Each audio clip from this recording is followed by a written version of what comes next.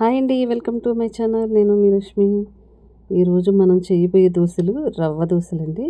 ఇవి same hotel style రావాలన్నా, ఆ టేస్టు మనకు తెలియాలన్నా నేను చెప్పే విధంగా చేసుకోండి. అలాగే చట్నీ కూడా నేను డిఫరెంట్గా చట్నీ చేసి చూపిస్తాను. మనం ఎప్పుడు చేసుకునే చట్నీ కాకుండా కొంచెం డిఫరెంట్గా మనకు దోశలు అన్నది హోటల్ స్టైల్లో రావాలంటే నేను చెప్పే ఇంగ్రీడియంట్స్తో పర్ఫెక్ట్గా కొలతలతో ట్రై చేయండి, తప్పకుండా వస్తుంది. మనం ఇప్పుడైతే ముందు దోశల పిండి ప్రిపేర్ చేసుకుందాం. దానికి కావాల్సింది బొంబాయి రవ్వ ఉంటుంది కదండి, సుజీ రవ్వ అంటారు. దాన్ని ఒక బౌల్లో ఒక హాఫ్ కప్పు బొంబాయి రవ్వ తీసుకుంటున్నాను. అలాగే ఒక హాఫ్ కప్పు గోధుమ పిండి, కావాలంటే మనం మైదా పిండి కూడా యాడ్ చేసుకోవచ్చు. అలాగే ఒక ఫుల్ కప్పు వరిపిండి అండి. మనం స్టోర్లోనైనా కొనుక్కోవచ్చు, ఇంట్లో ఉన్నా సరే యూజ్ చేసుకోవచ్చు. అలాగే ఒక గుప్పెడు ఆనియన్స్ చిన్నగా కట్ చేసుకుని ఇలా నలిపి వేసుకోవాలి.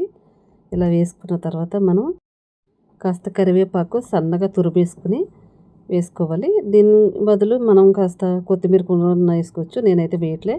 అలాగే కొన్ని పచ్చిమిర్చి, కాస్త జీలకర్ర, ఉప్పు మనకి రుచికి సరిపడగా, అలాగే కొన్ని అల్లం ముక్కలు ఇవన్నీ వేసి ఇలా ఒకసారి మిక్స్ చేసుకుని మనము ఏ బౌల్తో అయితే మనం కొలతలు తీసుకున్నామో అదే బౌల్తో దీనికి 4 కప్పులు వాటర్ అన్నది యాడ్ చేసుకోవాలి. ముందైతే 1 కప్పు పోసుకుని దీన్ని కొంచెం కాస్త కలుపుకుని గడ్డలు లేకుండా మెత్తగా స్మూత్గా వచ్చే వరకు కలుపుకోవాలి.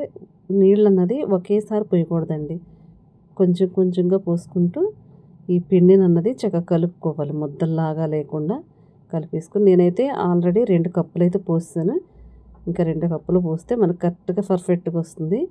ఇలాగ మధ్య మధ్యలో ఇది పిండి కలుపుకుంటూ గడ్డలు లేకుండా ఈ వాటర్ అన్నది యాడ్ చేసుకుంటే మనకు పిండి అన్నది పర్ఫెక్ట్గా వస్తుంది అనమాట. నేను ఆల్రెడీ 3 బౌళ్ళు అయితే పోస్తాను. మనం ఏ బౌల్తో అయితే పిండి కొలత తీసుకున్నామో అదే బౌల్తో 3 బౌళ్ళు పోసుకుని ముందు కలుపుకున్నాం.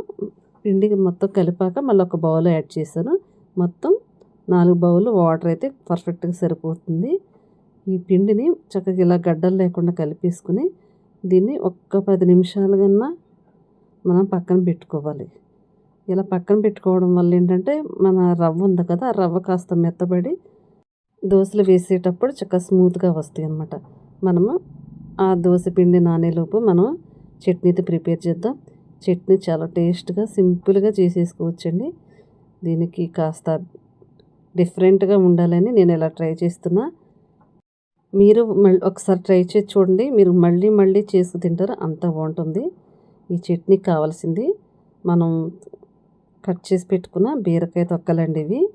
ఈ బీరకాయ తొక్కలతో ఈ చట్నీ అన్నది చాలా టేస్ట్గా ఉంటుంది. ఈ బీరకాయలని నీట్గా కడిగేసుకుని ఇలా ముక్కల్లా చిన్న చిన్నగా కట్ చేసుకుని కడిగి పక్కన పెట్టేసుకుందాం. అలాగే ఒక టమాటో, ఒక 10 పచ్చిమిర్చి అయితే నేను తీసుకుంటున్నాను. కారం ఎక్కువ వేయట్లేదు. చూసారా, ఈ బీర తొక్కల్ని ఇలాగా ముక్కలుగా కట్ చేసి నీట్గా కడిపెట్టుకుని, అలాగే ఒక టమాటా, ఒక 10 పచ్చిమిర్చి, ఒక హాఫ్ బౌలు పల్లీలు అయితే తీసుకున్నానండి. ఈ కాంబినేషన్లో ఈ చట్నీ అన్నది చాలా టేస్ట్ ఉంటుంది. మీరు ఒకసారి ట్రై చేయండి. ట్రై చేసాక ఎలా ఉందన్నది కామెంట్లో చెప్పండి. నేను ముందుగా అయితే పెనం పెట్టేసి అందులో పల్లీలు అన్నది వేసేసి చక్కగా ఇవి కొంచెం కలర్ షేడ్ అయ్యే వరకు మనం వేపుకోవాలి. మరి మాడినా కూడా చట్నీ అన్నది చేదొచ్చేస్తుంది. ఇది ఈ షేప్లో వేగితే సరిపోతుందండి, ఇంకా మాడినా కూడా బాగోదు. ఇవి చల్లారేలోపు మనం మిగతా ప్రాసెస్ మొదలెట్టేద్దాం. నేను 2 టేబుల్ స్పూన్ల ఆయిల్ వేసి ముందుగా మనం కట్ చేసి పెట్టుకుని బీర తొక్కల్ని చక్కగా ఇందులో వేసి కాస్త కలర్ షేడ్ అయ్యే వరకు వేగనిచ్చుకోవాలి. ఎక్కువ మాడాల్సిన అవసరం లేదండి, ఈ షేప్ వస్తే సరిపోతుందన్నమాట. ఈ కలర్ వచ్చే వరకు మనం ఈ బీర తొక్కలను అన్నది వేపుకొని 4 వెల్లుల్లి రెబ్బలు తొక్క తీసినవి ఇందులో వేసుకుని, అలాగే మనం రెడీ చేసి పెట్టుకున్న పచ్చిమిర్చి, టమోటా ఇవన్నీ ఇందులో వేసి కాస్త ఇవి మగ్గడానికి 1 స్పూను సాల్ట్ వేసుకుని మూత పెట్టేసుకుని ఇవి మగ్గే వరకు కాస్త లో ఫ్లేమ్లో పెట్టి మగ్గనివ్వాలండి. మనం వేసిన ఆయిల్తోనే ఈ టమోటాలు ఇవన్నీ కూడా చక్కగా మొత్తం మగ్గిపోవాలి. అలా మగ్గినప్పుడే మనకి చట్నీ అన్నది టేస్ట్ అన్నది బాగుంటుంది అనమాట. మీరు కావాలంటే ఇందులో కాస్త చింతపండు యాడ్ చేసుకోవచ్చు, నేనైతే వేయట్లేదు. మనకి ఇంకా ఇవి మగ్గిపోయినాయండి. ఈ మగ్గిపోయిన తర్వాత ఇవి బాగా చల్లారిన తర్వాత మనం ఈ చట్నీ అనేది ప్రిపేర్ చేసుకుందాం. ఆల్మోస్ట్ ఇవి మగ్గిపోయినాయి కదా, ఇవి పక్కన పెట్టేసాను. ఇదే ఒక 2 నిమిషాలు పక్కన పెట్టాక పూర్తిగా చల్లారిపోయింది. ఇప్పుడు చట్నీకి అయితే మిక్సీ పట్టేసుకుందాం. మనం వేయించిన పల్లీలు ఇలా తొక్క తీసేసి చక్కగా నీట్గా పెట్టుకుని ఒక మిక్సీ బౌల్ తీసుకుని అందులో వేసేసుకొని ఇవి మొత్తం యాడ్ చేసేయాలండి, ఒక్కొక్కటి కాదు. అలాగే నేను టేస్ట్ కోసం కాస్త జీలకర్ర కూడా వేస్తున్నా. పచ్చి జీలకర్ర ఎందుకు వేస్తాను అనుకున్నారా? పచ్చి జీలకర్ర వేస్తే చట్నీ అన్నది టేస్ట్ ఇంకా బాగుంటుందండి. అలాగే వాటర్ కాస్త ఎక్కువ కాకుండా కొంచెం కొంచెంగా పోసుకుంటూ మనం మిక్సీ పట్టుకోవాలి. చట్నీ అన్నది ఇలా నలిగితే సరిపోతుందండి, మరీ పేస్ట్లా కూడా అవ్వకూడదు, దాని ఫ్లేవర్ అన్నది బాగోదు. దాని తర్వాత నేను కాస్త జీలకర్ర, ఆవాలు, కరివేపాకు వేసి పోపు అయితే రెడీ చేసి ఇందులో వేసేసాను. ఇంకా మనకు చట్నీ రెడీ అయిపోయిందండి.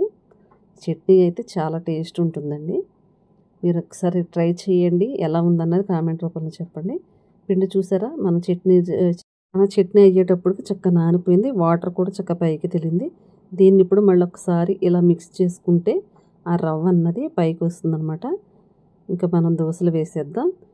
పొయ్యి మీద పెనం పెట్టేసి దానికి కాస్త ఆయిల్ వేసి ఒక ఆనియన్ గడ్డ తీసుకుని ఈ పెనాన్ని ఒకసారి రుద్దుకుందాం. ఎందుకంటే ఇలా ఆనియన్స్తో రుద్దడం వల్ల ఈ పెనం మీద దోశలు అన్నది అంటుకోకుండా వస్తాయండి. చాలా సింపుల్గా కూడా తీసుకోవచ్చు. ముందుగా 4 ఆనియన్స్ వేసి ఈ దోసపిండి అన్నది వేయాలి. ఇలా వేయడం వల్ల మనకి దోశలు చక్కగా టేస్ట్గా ఉంటాయి కూడా. పిండి మరీ మందంగా వేయకూడదండి, ఇలా పలచగా వేసుకోవాలి. వేసుకుని ఆ పచ్చిదనం అంతా కాలే వరకు మనం లో ఫ్లేమ్లోనే కుక్ అవ్వనివ్వాలి. హై ఫ్లేమ్లో పెట్టడం వల్ల దోశ అనేది మాడిపోతుంది. ఇది ఎప్పుడు కూడా రవ్వ దోశ లో ఫ్లేమ్లోనే కుక్ అవ్వాలండి. ఇప్పుడు మనం కాస్త ఆయిల్ యాడ్ చేసుకుని స్మూత్గా చక్కగా ఇలా తిప్పుకుంటే సరిపోతుంది. చూసారా ఎంత కలర్ఫుల్గా వచ్చిందో. మనకి ఇంకా కొంచెం బ్రౌన్ కలర్ వచ్చే వరకు ఉంచుకోవాలంటే ఉంచుకోవచ్చు, లేదు ఇలా సరిపోద్దంటే తీసేసుకోవచ్చు. చూడండి ఎంత బాగా వచ్చినాయో. చట్నీ కూడా చాలా టేస్ట్ ఉంటుంది. మీకు ఒకసారి ట్రై చేయండి, నచ్చితే మాత్రం లైక్ చేయండి. తక్కువ టైంలో చేసుకుని రవ్వ దోశలు రెడీ. ఎలా ఉందండి, నచ్చిందా? నచ్చితే మాత్రం ఒక లైక్ చేయండి, ఎలా ఉందన్నది మాత్రం కామెంట్ చేయండి. తప్పకుండా ఈ రెసిపీని ఒకసారి ట్రై చేయండి. ట్రై చేసి నాకు కామెంట్ రూపంలో చెప్పండి. ఉంటానండి, బాయ్.